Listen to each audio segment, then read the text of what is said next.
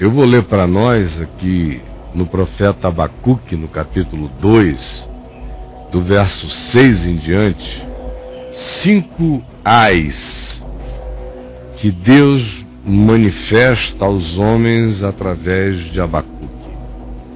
O primeiro está aqui no verso 6.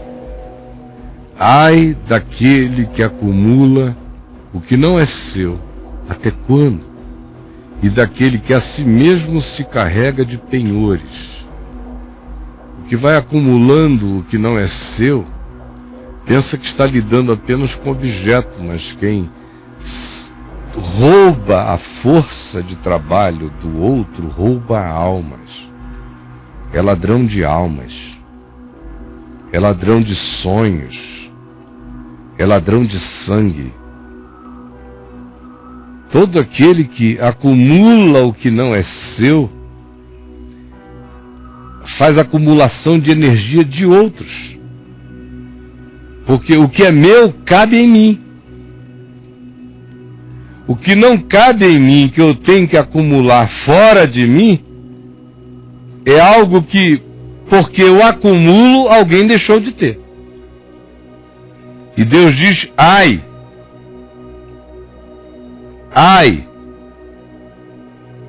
do que acumula o que não é seu, até quando? E ai daquele que a si mesmo se carrega de penhores, ou seja, daquele que torna o próximo endividado dele, daquele que se torna senhor de penhores, que vai fazendo muita gente não tendo como viver, se endividar a ele. Ele se torna o agente de câmbio da vida do próximo, se torna esse avaro que dirá, eu posso te socorrer, mas deixa claro que o endividamento é perene. Me vendo e ouvindo aqui, existem essas pessoas a quem Deus diz, ai daquele que acumula o que não é seu. Você sabe quantas pessoas vão deixando de ter porque você acumula.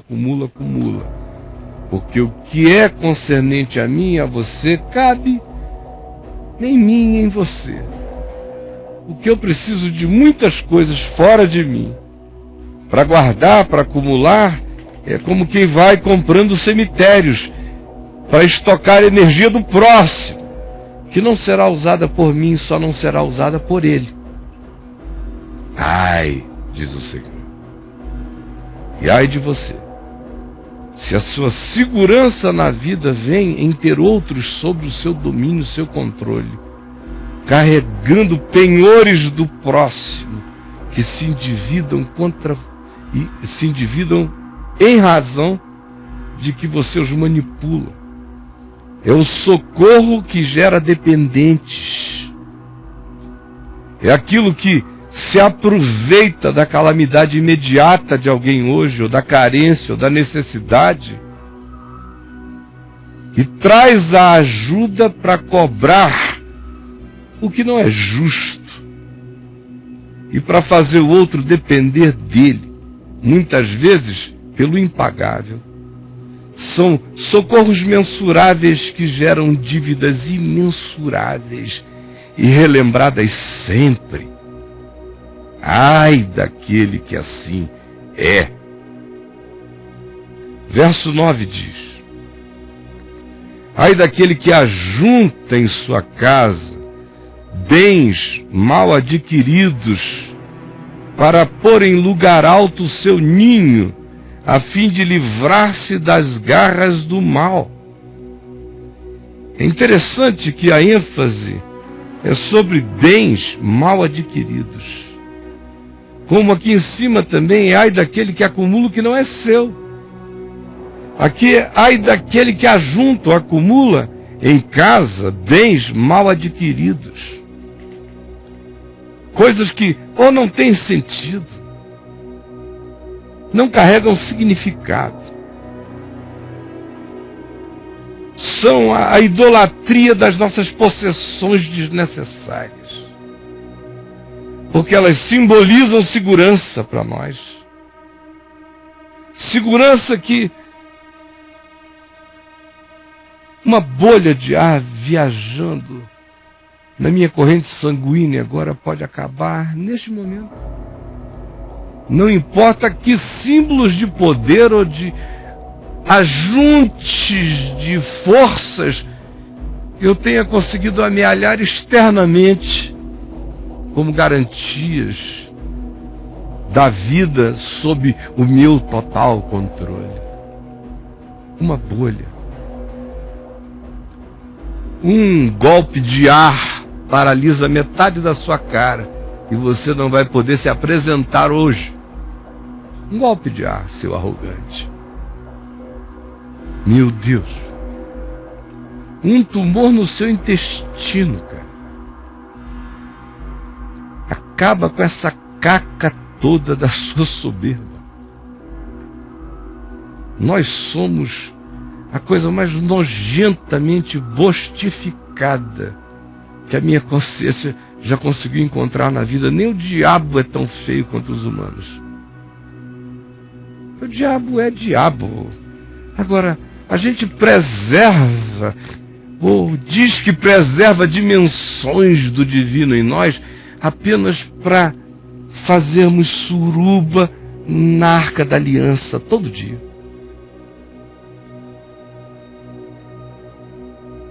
É horrível a nossa condição. Ai daquele que ajunta em sua casa bens mal adquiridos para pôr em lugar alto o seu ninho, a fim de livrar-se das garras do mal.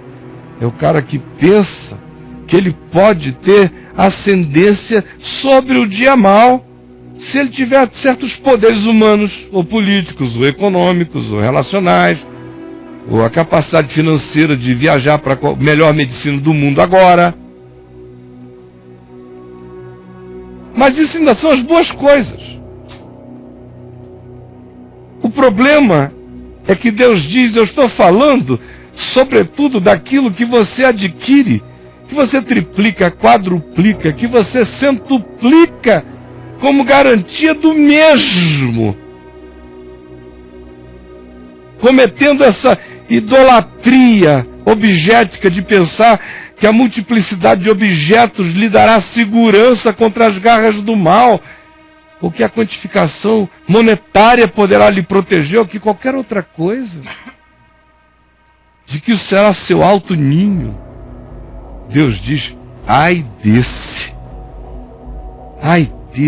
coitado, coitado.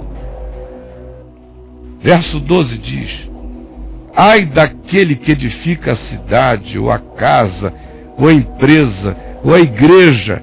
Ai daquele que, tendo o poder e a ascendência coletiva, edifica a coletividade com sangue, com violência, com iniquidade, com o poder das manipulações do medo, do terror, da ameaça. Ai daquele que edifica ou pensa que edifica seu casamento assim, ou sua casa assim, ou sua cidade assim, ou sua igreja assim, ou a comunhão dos seus amigos assim. Coitado daquele que pensa que na violência existe poder de fundamentar e edificar qualquer coisa para a vida. Ai dele, coitado, assim diz o Senhor. É você que pensa que os fins justificam os meios. E que diz que, porque a causa é boa, você pode até relativizar os meios, mas Deus não os relativiza. Os fins têm que pré-existir nos meios. E o princípio não pode abandonar o meio e não pode não ser encontrado no fim. Fim, princípio e meio têm que carregar o mesmo conteúdo. Deus vem e diz no verso 15: ai daquele que dá de beber ao seu companheiro, misturando à bebida o seu furor, e que o embebeda para lhe compartilhar contemplar as vergonhas. Isso aqui é um ai daquele que usa Boa Noite Cinderela da antiguidade, imediato. Porque Boa Noite Cinderela, meu Deus, vocês não lembram? Tem aqueles que tomam o seu Boa Noite Cinderela só para dormir, como foi o caso de Noé, que estava cansadão depois de encarar um dilúvio monstruoso, plantou uma vinha, fez vinho, bebeu mais do que devia e caiu. Aí o filho dele, cão, passou e agiu como um cão mesmo. O texto hebraico diz que, vendo a vergonha dele, o texto que a gente tem na tradução diz que ele descobriu a vergonha do pai, como quem levantou apenas assim o lençol e olhou a bunda do velho. Mas as construções hebraicas e as interpretações mais antigas do hebraico nos dão conta de que o que provavelmente aconteceu é que Cão praticou um ato incestuoso, envergonhou o pai, possuiu o velho que estava dormindo de quina para lua. Por isso, veio sobre ele aquela maldição tão horrorosa por parte do pai, desonrado daquele jeito. Não apenas porque levantou o lençol da bunda do homem, nem da bunda de ninguém se faria tal coisa daquele jeito. Se fosse só uma brincadeira de deixa eu ver a bunda branca do papai. A coisa foi feia. Ai daquele que dá de beber ao seu companheiro, mistura a bebida ao seu furor. Há outros casos na Bíblia exatamente do Boa Noite Cinderela, que foi o que as filhas de Ló fizeram com ele, né? Embebedaram o velho porque não tinha homem na terra. Elas disseram, nós não vamos conseguir dar à luz a filho nenhum, a memória do nosso pai vai morrer. E o que elas fizeram? Elas embebedaram Ló, e quando o velho estava totalmente doido de porre, muito mais para lá do que para cá, respondendo de maneira apenas mamífera ao impulso, cada uma delas o excitou, assentou-se nele, colheu o sêmen que quis e engravidou do pai. Isso foi triste ao coração de Ló e trouxe consequências horrorosas históricas com as quais a gente lida até hoje. Na história da humanidade, todo dia está no noticiário o fruto desse experimento. Daquele que tira a consciência do pobre, do próximo, ou se aproveita da fragilidade, ou do seu surto, ou da ascendência que a gente tem, ou do poder que você tem quase que de embriagar alguém, porque certas relações são inebriantes. A relação do pastor com a ovelha, do psicólogo com o aconselhando dele, do médico com seu cliente, do pai com filhos, mãe com filhos, de figuras respeitáveis com pessoas mais jovens e inexperientes, de ricos com pobres, acostumados à subserviência.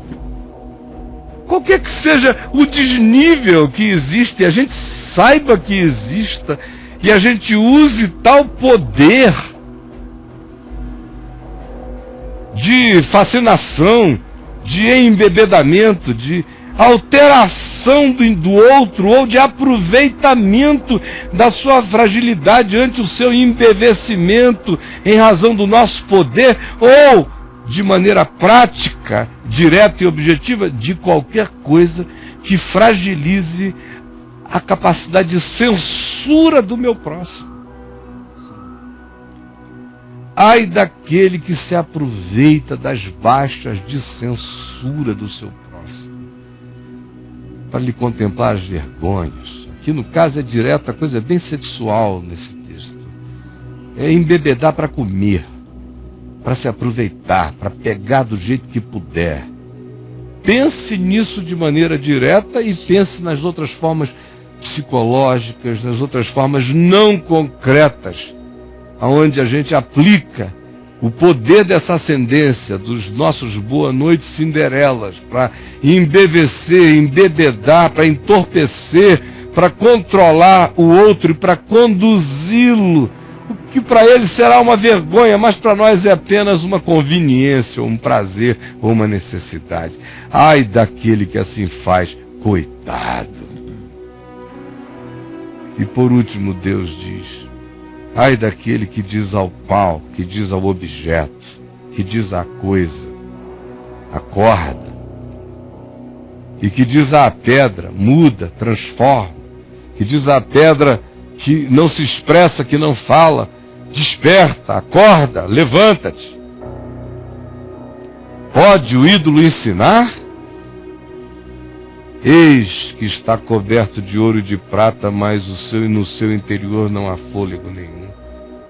O que Deus está dizendo é, ai daqueles que desenvolvem relações culticas, objeticas, com bens, com possessões, com concreções, com pessoas, com materializações, que passam a ser divindades da nossa vida, que são aquelas coisas que a gente diz, sem isso eu não existo, sem isto eu não sou. Hoje em dia tem gente que diz literalmente que sem internet não vive. E não estão brincando, não é assim uma hipérbole, não. De fato, o cara surta, é quase como se ele estivesse precisando levar uma dose de alguma coisa. Ele pega um ônibus para uma lan house, senão ele não sabe o que fazer com a ansiedade dele. Aí daquele que diz ao pau, acorda. Esse tipo de relação estabeleceu que você designa a vida para coisa objetica. Diz para a pedra muda, desperta. É quando a sua alma começa a querer encontrar significados absolutos nessas coisas que são só relativas, que estão aqui para eu usar, não para se tornarem entes de diálogo e de reafirmação e validação da minha significação. Ai daquele que se significa em coisas, objetos, possessões, aquisições ou em materialidades. Ai daquele que busca seu significado numa troca que não passa de equivalentes com equivalentes e, na maioria dos casos, onde você é o superior e fica buscando significação para o seu ser daquilo que não passa de um objeto e de uma coisa. Ai daquele que se coisifica em sua alma, coitado. Ai daquele, porque o espírito fica tão vazio e sem vida quanto a coisa a qual você atribui vida, poder de diálogo e de completação da sua existência. Coitado. Jesus, faze da tua palavra o que a tua palavra é. Simples, clara, martelante, espada cortante, perfurante, angustiante para a vida, perturbadora para a salvação e consoladora em todas as agonias. Agora, Senhor, meramente por tua palavra, faz estrondar no coração de todos a tua palavra. Estronda a voz da tua profecia e desperta quem ainda quer ser gente para ti. Eu te peço, em nome de Jesus, quero apenas que você me responda a seguinte pergunta: você vive a existência de alguém a quem Deus diz ai, ou acerca de quem Deus diz coitado? Me responda. Você vive a existência de alguém acerca de quem Deus diz ai, ou em relação a quem Deus diz coitado, entre aspas? Lote o chat, fale do seu coração, responda conforme a visceralidade da perturbação, do convencimento, da iluminação ou da provocação do Espírito de Deus em você, você saberá o que é. Em nome de Jesus.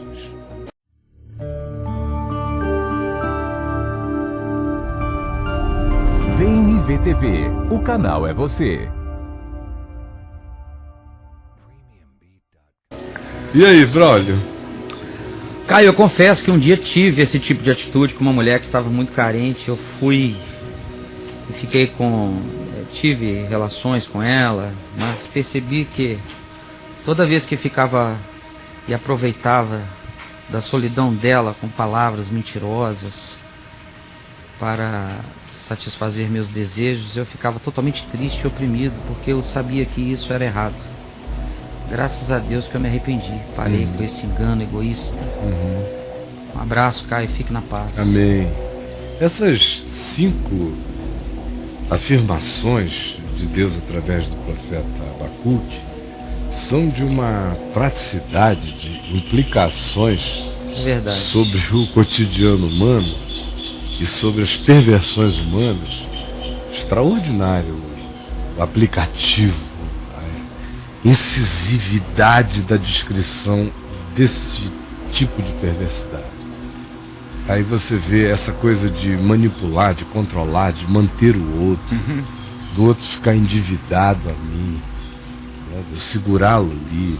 Dívidas morais também, né? De eu ser sempre um vampiro da vida, roubando o que é dos outros. A minha vida não é uma produção de trabalho, é um desvio de energia do outro para mim o tempo todo. Isso incide sobre tudo.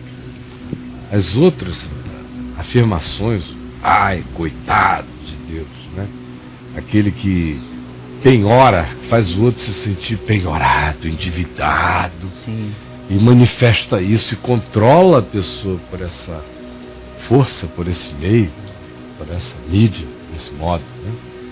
As outras expressões que são aquela do Boa Noite Cinderela, ai daquele que aproveita a fraqueza do cara, ou que baixa deliberadamente a censura dele por meios artificiais, ou induzidos, ou manipulados, ou pela via do inebriamento pessoal, que às vezes embebeda o outro com o carisma consciente que você tem, e aproveitam numa situação de fragilidade, a ascendência natural já está presente, faz isso. É um Boa Noite Cinderela covarde pra caramba.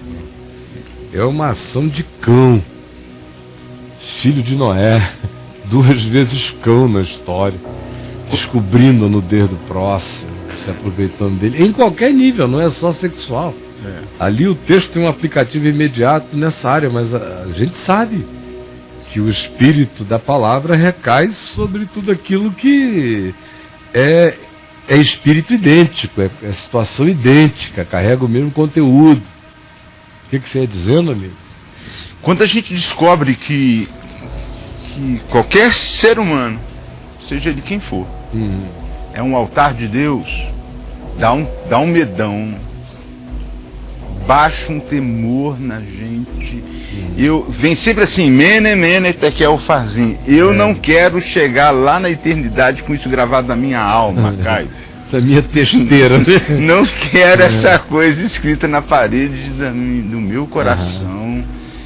E realmente isso acontece, principalmente quando você prega o evangelho e você vê, e Deus opera, você vê a pessoa sendo operada, Deus operando na vida de alguém, cria-se naturalmente um vínculo dependente daquela pessoa com a gente que levou. O milagre não foi seu, a mensagem não foi sua, a palavra não foi sua, já estava tudo ali. Você só replicou. Deus faz milagre, você leva a fama. Então, aí vem essa dependência das ofertas, de que cada um dispõe para você e se recurva. Não, opa, mene, tekel, fazim.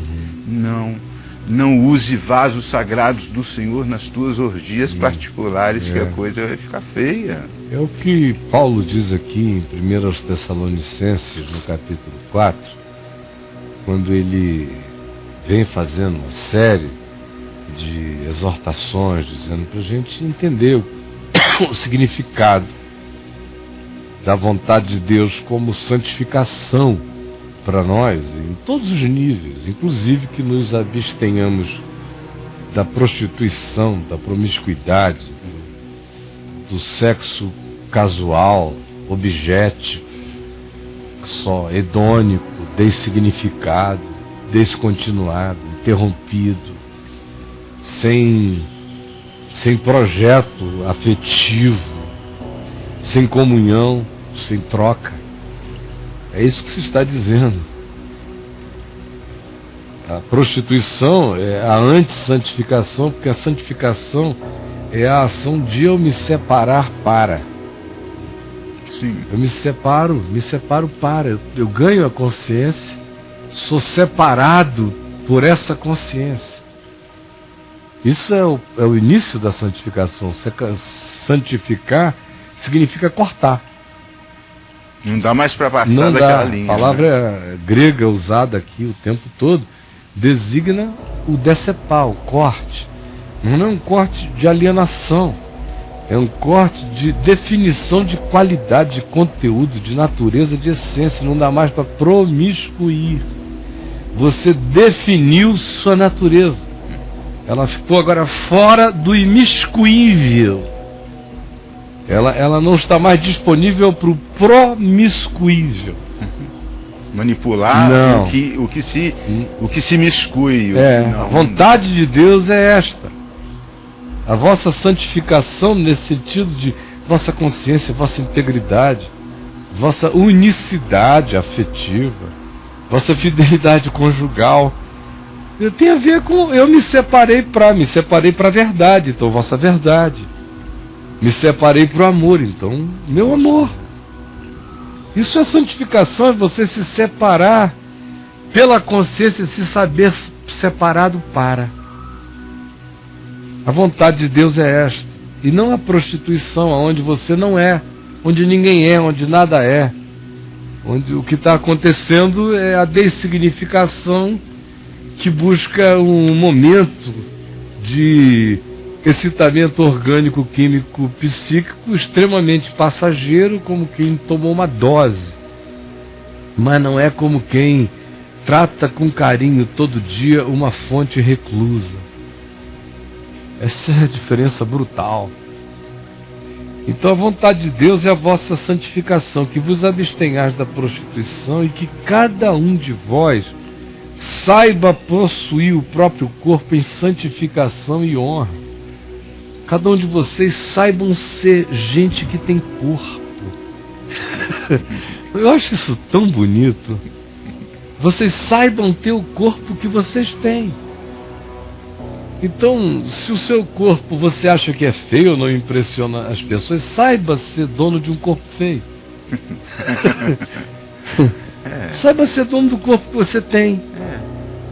Por que o corpo tem que ser o senhor da sua vida? Como a gente vê o tempo todo. A pessoa diz assim, não, eu quase morri porque eu fiz uma cirurgia de alto risco. Agora eu não posso mais isso, não posso mais aquilo, mas eu estou me sentindo melhor porque eu emagreci. Sem saúde nenhuma, arrebentado.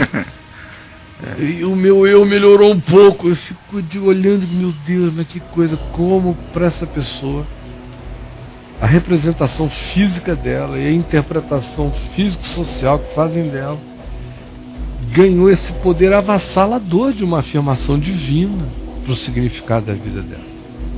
Como é com quase todo mundo que a gente vê. Pouca gente sabe possuir seu corpo.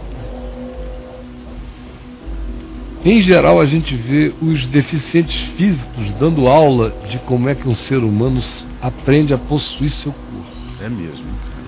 Porque os bonitinhos, inteirinhos, completinhos, saudáveiszinhos são os que não sabem possuir seus corpos.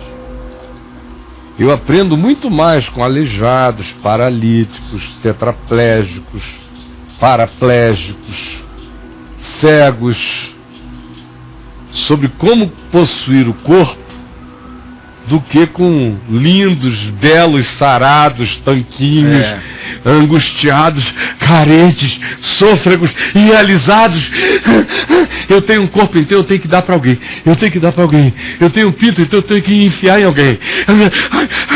Eu sou bonito, então eu tenho que aproveitar. Eu sou feio, então estão querendo me comer, eu tenho que dar. Eu sou horrível e tem me dando mole, então eu tenho que meter. Pelo amor de Deus. Pelo amor de Deus. É um negócio horroroso. Acho que pessoas não percebem como quase ninguém sabe possuir seu próprio corpo. É uma ditadura do que os outros dizem que o corpo tem que ser para nós. E não do que nós somos para o corpo. O corpo vem na frente. Vem antes da gente. Eu sou um corpo que às vezes tem espírito. Às vezes, assim, em alguns momentos.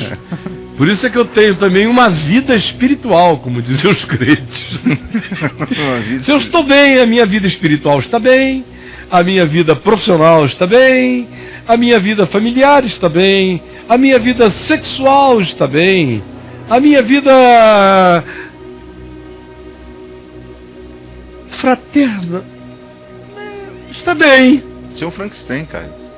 Pois é. Eles ficam pensando que é possível ter uma vida fraterna ótima, uma vida espiritual horrorosa, que é possível ter uma vida conjugal maravilhosa, enquanto a vida profissional é uma miséria, e que você é um cão na vida profissional, mas em casa você e a sua mulher vivem num paraíso.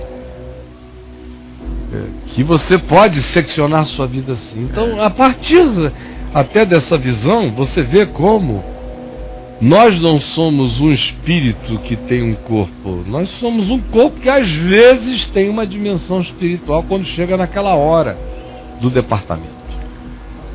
Quando chega naquela divisão dessa General Motors mamífera. Então tem aquela divisão ali do espírito. Mas possuir o próprio corpo? Claro que não, porque para eu aprender a possuir o meu próprio corpo, eu tenho que aprender que o meu corpo não é o meu eu. Eu tenho um eu que dá ordens ao meu corpo. A maioria das pessoas tem um corpo que dá ordens ao seu eu. A maioria, né, cara? Claro, é o governo da química, só do feromônio, da adrenalina, da ocitocina, só da química orgânica. É o homem pulsional, o homem natural, o homem psíquico, lá de 1 Coríntios 2, Paulo define, esse cara pulsional. A maioria sim, é um corpo que vai atropelando o espírito. É um corpo que tem uma nepás, tem uma alma, tem uma psique orgânico, animal, pulsante, que faz um overlapping com a dimensão da imaterialidade total e espiritual, mas a maioria das pessoas são apenas bonecos neurais. São sintaxes culturais andantes. Só isso. Homem espiritual é uma raridade. Que é o cara que, entre tantas outras coisas, Paulo diz, se julga, se discerne, se percebe e sabe possuir o próprio corpo, porque para possuir o próprio corpo tem que haver um ente espiritual superior, tem que ter um eu espiritual consciente em mim. Para receber esse corpo. Para eu chegar e dizer, ó, eu sou o capitão, você fica quieto aí, você é só o vessel. Você é só o barco, cara. Sabe? Timoneiro aqui sou eu. Isso é legal. Você tem que... Eu te comando, não é você que me determina. Mas hoje, o corpo é a desculpa de todo mundo. Não, é que eu não aguentei. O que foi? Um tesão que eu não segurei. Claro, nenhum tesão é segurável, por isso que o nome é tesão. Se você deixar o bicho andar por conta própria, ele vai. Quem é que vai segurar? Só você pode segurar. Tesão não se segura. Só eu posso segurar o meu tesão, porque o meu tesão não se segura. Porque o meu tesão é do meu corpo. É claro, eu tenho que saber ser dono do meu corpo. Se a santificação é aprender também a possuir o próprio corpo, com respeito e honra, com consciência e honra. Portanto, não alimentando o desejo de lascívia, porque naturalmente o meu corpo já carrega as pulsões químicas dele, eu não preciso agregar a fantasia deliberada do surfista sequestrado pelo tesão inato. Não preciso agregar a fantasia psíquica a isso. O meu corpo já tem as emulações, eu tenho que entendê-las e saber dominar e possuir meu próprio corpo, ao invés de agregar ainda fantasia e construção psíquica a mais, aonde vai tornar tudo insuportável, para eu ter a desculpa de dizer que foi insuportável, mas foi só insuportável porque eu aderi à insuportabilidade. Como alguém que não conhece a Deus, mas se eu conheço a Deus, eu sei de onde eu venho, as consciências superiores, que eu sou um espírito que tem um corpo e não apenas uma máquina solar pulsional.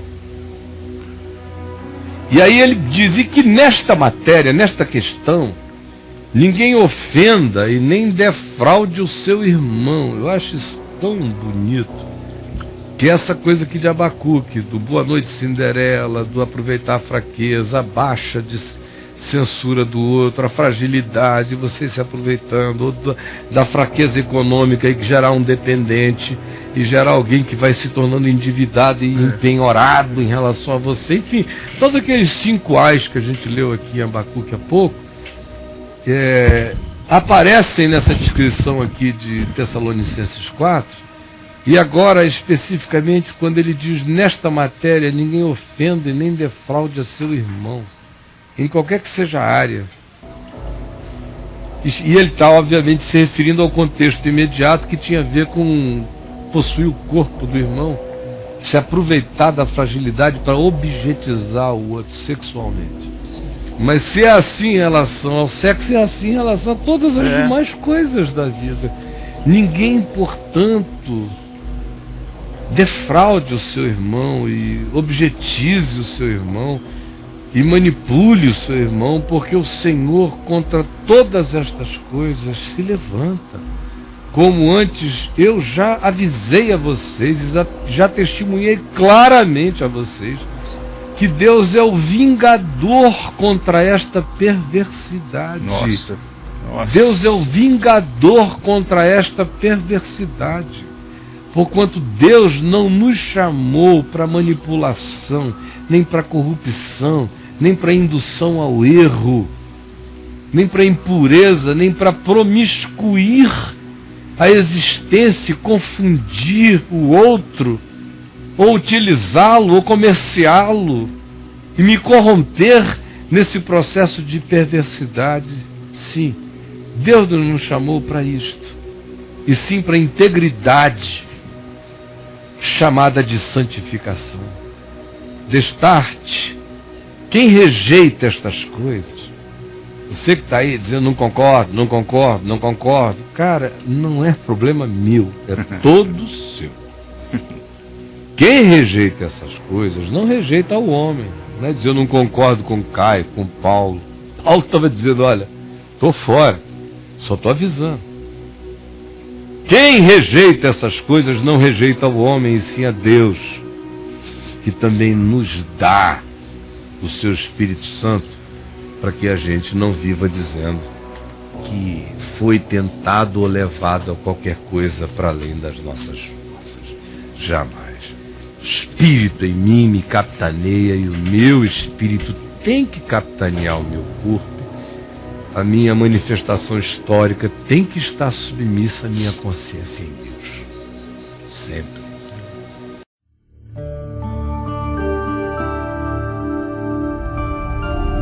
VNV TV, o canal é você.